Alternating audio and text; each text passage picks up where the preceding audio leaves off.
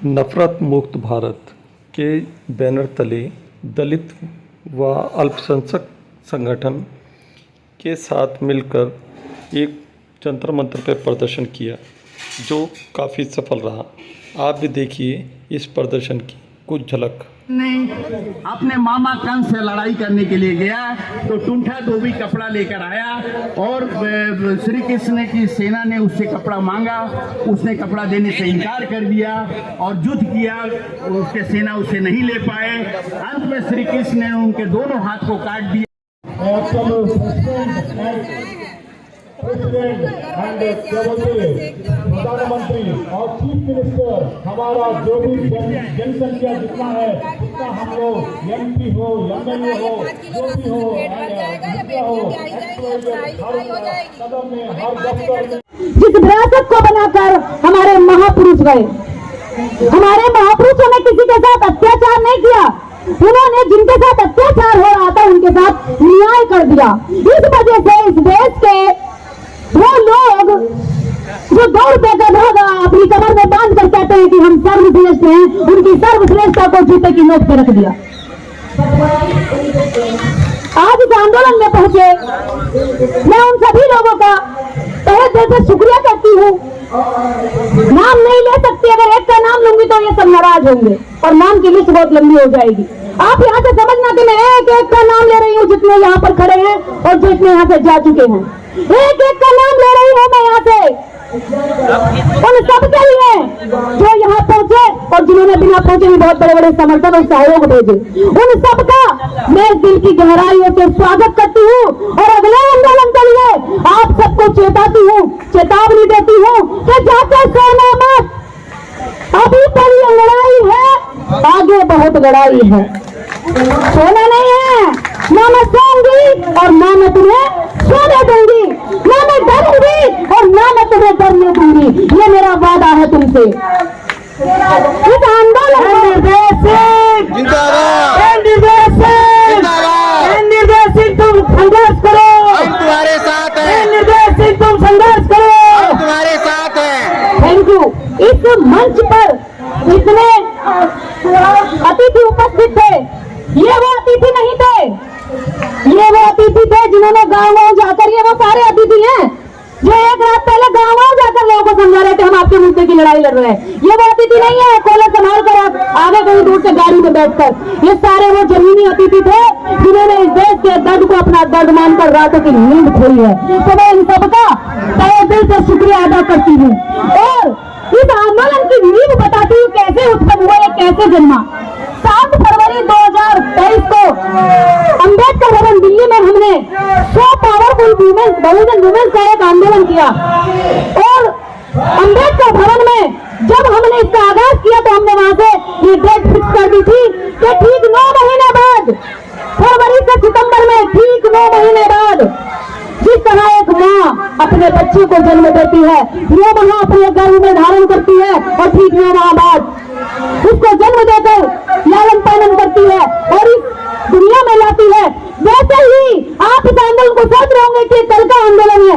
नहीं, इसकी नींव 9 माह पहले अम्बेडकर भवन 7 फरवरी 2023 को डाल दी गई थी, इसी दिल्ली की जमीनों पर। आज उस आंदोलन का वो बच्चा जन्मा है आज के आंदोलन के रूप में और मुझे खुशी है कि हम सब ने अपने दर्द और पीड़ा से इस आंदोलन जैसे बच्चे को जन्म दे दिया। जिस तरह हम अपने बच्चे को लालन पालन करते हैं, जिस तरह हम अपने बच्चे की दवाई करते हैं, खर्चा करते हैं, पैसा लगाते हैं, ऐसे ही इस देश के हर उस व्यक्ति को मैं कह देना चाहती हूँ जो भूमिहीन है, जो सताया गया है, जिससे जातिवाद की तलवार चली है, जो हमेशा नोक पर रखा गया है, जो हमेशा सामंतियों का शिकार रहा है, उनसे कह देना चाहती हूँ एक आंदोलन के रूप में एक छोटा बच्चा आज इस देश की राजधानी से इन महिलाओं ने अपने आंदोलन से सफल करके आपको यहाँ से दे दिया है। अब परवरिश करना आपकी बात है, आपकी बारी है। मैं एक दिन भी नहीं रुकूंगी, हर दिन इन 2 मुद्दों को लेकर गांव-गांव जाऊंगी। देहात में खड़ा सबसे लास्ट का आदमी जिसको समझाऊंगी, उसको लेकर आऊंगी। और ये काम करने वाली मैं अकेली नहीं, मेरे साथ इस काम को करने वाले लगभग कई हजार लोग हैं जिन्होंने इस मेहनत को करके ये साबित कर दिया कि हम सबका सपना इस समाज के लिए सपना है। हमारा सपना वो नहीं है कि हम कहें भैया हिंदू राष्ट्र बना लो, लेकिन सारा संविधान का जो लाभ है वो हम खा भी जाए। और जिनके लिए संविधान बना था, कमजोरों के लिए, जब वो अपने संविधान, अपने अधिकारों की बात करे तो कह दे भावना हाथ हो गई, मेरी भावना हाथ हो गई, मेरी भावना तो जमीन पर गिर आ गई, मेरी जमीन पर भावना गिर गई। और वो भावना गिर जाती है, वो भावना हाथ गैंग इसी दिल्ली के अंदर सरपंच को जुदा कर दो जैसा नारा लगाकर 10 करोड़ का इनाम देती है। अरे शर्म नहीं आती उन लोगों को? इस देश के अंदर ऐसे ऐसे नारे देकर इस देश की भाईचारा और एकता को तोड़ा जाता है। हम इस देश की एकता बनाने निकले हैं। हम इस देश के लाइन में खड़े सबसे पीछे व्यक्ति, दबे, कुचले, शोषित, वंचित और दलित औरतों की लड़ाई लड़ने निकले हैं। अगर समाज को, देश को लगता है ये लड़ाई उनकी है तो हमारे साथ आइए, इस लड़ाई को मजबूत करिए। ये पहला आंदोलन इस देश के अंदर हमने जमीन को और शिक्षा को लेकर नहीं किया है, इससे पहले भी आंदोलन होते रहे हैं। ऐसे निराला जी गोरखपुर में कर रहे हैं, विद्या गौतम जी ने न्यू में किया था। इन आंदोलनों को हम अब राष्ट्रीय स्तर पर मजबूत करने के लिए कमर कस चुके हैं। मैं आप सबसे अपील करूंगी कि संगठनों की लड़ाई छोड़ दो, अपने नाम की लड़ाई छोड़ दो, अपने चेहरे की लड़ाई छोड़ दो, मुद्दों की लड़ाई लड़ो। मुद्दों की, जब मुद्दों की लड़ाई लड़ोगे तो आपकी जीत हासिल होने लगेगी। केवल दुश्मन की बुराई करने से आप नहीं जीत हासिल कर सकते, आपको दुश्मन से अच्छी चीजें सीखनी भी पड़ेंगी और अपनी बुराइयां खत्म भी करनी पड़ेंगी। हमारे अंदर जो अनेकता का भाव है, हम दूसरे का महिमा मंडन कर लेते हैं, लेकिन अपने भाई के साथ भाईचारा निभाते हुए डरते हैं। हम दूसरे को हाथ पकड़ के ऊपर चढ़ा देते हैं, लेकिन अपने का हाथ पकड़ के ऊपर चढ़ाते हुए दूसरा प्रश्न, हे ईश्वर, क्या तुम्हें खुशामद पसंद है, अपनी तारीफ पसंद है, दान दक्षिणा पसंद है, जो लोगों से दिन रात पूजा अर्चना करवाते रहते हो? दूसरा सवाल हो गया। तीसरा सवाल, क्या तुम सदैव भूखे रहते हो, जो लोगों से मिठाई, दूध, हलवा, पूरी, खीर, घी खाते ही रहते हो? चौथा सवाल, क्या तुम मांसाहारी हो, जो लोगों से निर्बल पशुओं की बलि चढ़वाते हो? चौथा सवाल अहम सवाल है, हे ईश्वर, क्या तुम मांसाहारी हो, क्या तुम जानवरों की हाथ तोजड़ी खाते हो, जो हमेशा तुम बलि मांगते हो और निर्बल दुर्बल पशुओं की बलि चढ़ा करके तुम अपने आप को खुश करवाते हो? पांचवा सवाल, क्या तुम सोने के व्यापारी हो, जो मंदिरों में लाखों टन सोना दबाए बैठे हो? हे ईश्वर, क्या तुम सोने के व्यापारी हो? आज व्यापारियों को भी लग रहा होगा हमसे बड़ा व्यापारी तो भगवान निकला। हे ईश्वर, क्या तुम व्यापारी हो, जो लाखों टन सोने को अपने मंदिरों में दबाए बैठे हो? मैं नहीं कह रही हूँ, पेरियार ने कहा है, लगभग 125 साल पहले कहा है। ये पेरियार की बेटी तो बस दोहरा रही है, इसके आगे सुनिए। हे ईश्वर, क्या तुम व्यभिचारी हो, बलात्कारी हो, जो तुम मंदिरों में देवदासियों को रखते हो और उनकी हड्डियां नन्ही नन्ही उम्र में उनका शोषण करते वक्त तोड़ देते हो? पेरियार कह रहे हैं, मैं नहीं कह रही हूँ। सातवां सवाल, ईश्वर, क्या तुम कमजोर हो, जो रोजाना होने वाले बलात्कारों को बिल्कुल नहीं देख पाते, अंधे हो? पेरियार कह रहे हैं, मैं नहीं कह रही हूँ। हे ईश्वर, क्या तुम मूर्ख हो? हे ईश्वर, क्या तुम मूर्ख हो, जो दुनिया के देशों में गरीबी, भुखमरी होते हुए भी अरबों रुपए का अन्न, दूध, घी, तेल बिना खाए ही नदी नाले में और बहा देते हो, बर्बाद कर देते हो, संसाधनों का नाश कर देते हो? नौवां सवाल, हे ईश्वर, क्या तुम बहरे हो? हे ईश्वर, क्या तुम बहरे हो, जो बेवजह मरते हुए आदमी, बलात्कारी होती हुई मासूमों की आवाज नहीं सुन पाते? हे ईश्वर, क्या तुम बहरे हो, निर्देश यहाँ से चीख चीख के अपने समाज के अधिकारों की मांग करती है और तुम उनके अधिकार ही नहीं दे पाते? हे ईश्वर, 10वां सवाल, क्या तुम अंधे हो, जो रोज अपराध होते हुए नहीं देख पाते हो? अंधे भी हैं। इसके आगे 11वां सवाल, क्या तुम आतंकवादियों से मिले हुए हो? क्या बड़ी बात कही है। हे ईश्वर, क्या तुम आतंकवादियों से मिले हुए हो? किसी व्यक्ति से बात नहीं हो रही है यहाँ पर, सीधी ईश्वर के साथ पेरियार के सवाल हो रहे हैं और बीच में कोई आएगा तो ये खबरदार, यहाँ भगवान से सीधी बात हो रही है, बीच में किसी को आने की जरूरत नहीं है। अगर वो भगवान का एजेंट बनके आना चाहता तो आ जाए, फिर सारे केस मुकदमे हम उस पर करेंगे। इसके बाद, क्या तुम अंधे हो, जो अपराध को होते हुए नहीं देख पाते? क्या तुम आतंकवादियों से मिले हुए हो, जो रोज धर्म के नाम पर लाखों लोगों को मरवाते हो? हे ईश्वर, क्या तुम आतंकवादियों से मिले हो, जो रोज को धर्म के नाम पर मरवाते हो। 12वां सवाल, क्या तुम आतंकवादी हो? क्या तुम आतंकवादी हो जो चाहते हो कि लोग तुमसे डरें? डिस्काउंट ऐसे करता है ना आतंकवादी, मार दूंगा, नोक दिखाता, तलवार दिखाता, चाकू छुरी दिखाता है और कहता चाकू छुरियां तेज करा लो। यानी कि आतंकवादी का मकसद होता है कि लोग मुझसे डरें, मुझे माने। यह हत्याएं करता है। भगवान भी ऐसे ही करता है कि मुझे मानो, और उसे ना मानो तो लोगों को मारा जाता है। आज देश के अंदर जबरदस्ती जय श्री राम भी बुलवाया जा रहा है, आप देख रहे होंगे मॉब लिंचिंग हो रही है। इसका अगला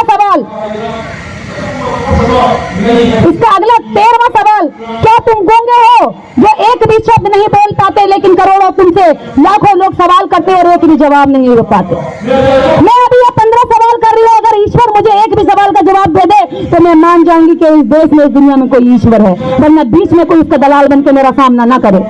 इसके बाद 14 सवाल, क्या तुम भ्रष्टाचारी हो जो गरीबों को कभी कुछ नहीं देते जबकि गरीब पशुपत काम करके कमाए गए धन की पाई तुम्हारे ऊपर निछावर कर देता है? कितनी सोचने वाली बात है। क्या तुम भ्रष्टाचारी हो? इस बात को अधिकारी कर्मचारी बहुत अच्छे से समझ रहे होंगे, क्योंकि जब हम काम करते हैं तो सरकारी योजना में भ्रष्टाचार होता है। अमीर ले जाते हैं गरीब का कार्ड बनाकर, आज भी हजारों लोग ऐसे हैं जो नौकरियां कर रहे हैं। एक तो एमपी बन गई एससी का सर्टिफिकेट बना करके। तो भगवान भी मिला हुआ है इन भ्रष्टाचारियों के साथ कि इन्हें भ्रष्टाचार करने के लिए कहता है कि जा एससी का सर्टिफिकेट लगा ले, ओबीसी का सर्टिफिकेट लगा ले और इनका धन और इनकी सीट छीन के ले ले, इनको लूट के ले जा। तो ये सवाल भगवान से हो रहे हैं, भगवान क्या तुम भ्रष्टाचारी हो जो तुम हर सारे काम अमीरों के लिए करते हो और गरीबों के लिए कुछ नहीं करते हो? 15वां सवाल, सबसे बड़ा सवाल, क्या तुम मूर्ख हो जो हम जैसे नास्तिकों को पैदा किए जा रहे हो? वाह क्या बात है। हे ईश्वर, क्या तुम मूर्ख हो जो हम जैसे नास्तिकों को पैदा किए जा रहे हो?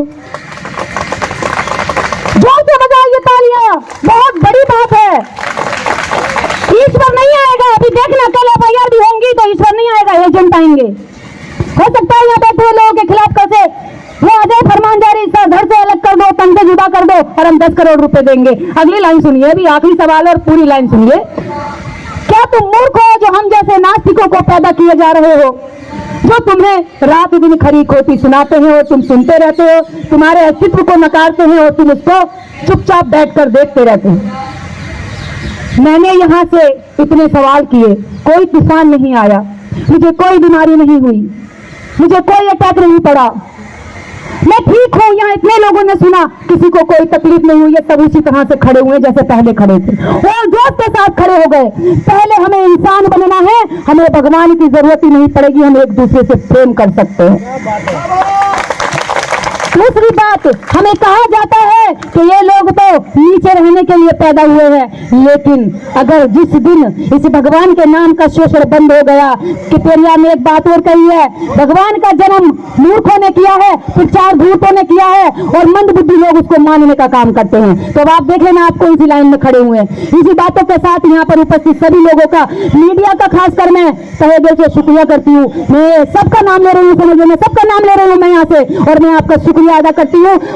आप लोगों का मैं तहे दिल से शुक्रगुजार हूँ कि हम लोग पाखंडवाद के खिलाफ, अंधविश्वास के खिलाफ एकजुट एक प्लेटफार्म पे आए और जो बाबा रामास्वामी साहब ने, पेरियार साहब ने करके दिखाया और आज हम उनके विचारों को आगे बढ़ाने के लिए एकजुट हैं। सब लोग 2-2 हाथ उठाए कि हम लोग यहाँ मौजूद हैं, अपनी उपस्थिति दर्ज कराएं। मेरी बहनें कुछ नहीं सुन रही हैं कि अपनी उपस्थिति दर्ज कराएं कि हम लोग पाखंडवाद के खिलाफ हैं। आज हम लोग किसके साथ में है, प्रोग्राम कराया, वो बधाई के पात्र हैं और अपनी जो बात रखती है बिल्कुल निडर होकर के रखती हैं।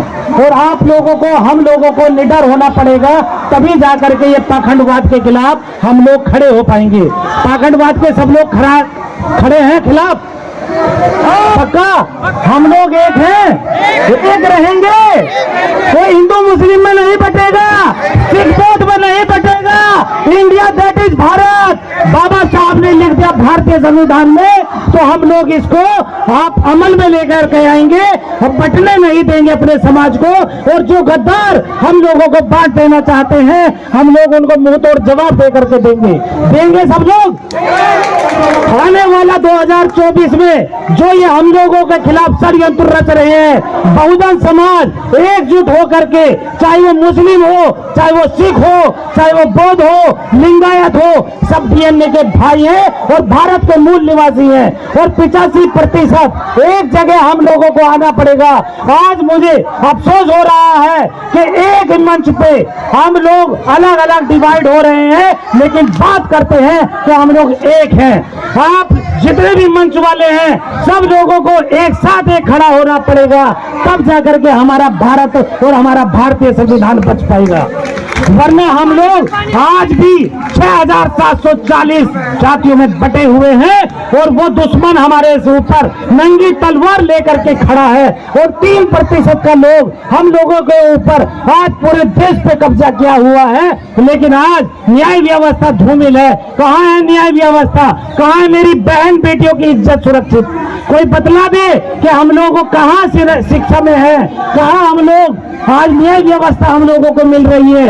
आज हमारे ऊपर पेशाब कर दिया जाता है, हमारी बहन बेटियों को नंगा नचाया जाता है, आज बलात्कार में सामूहिक बलात्कार किए जाते हैं।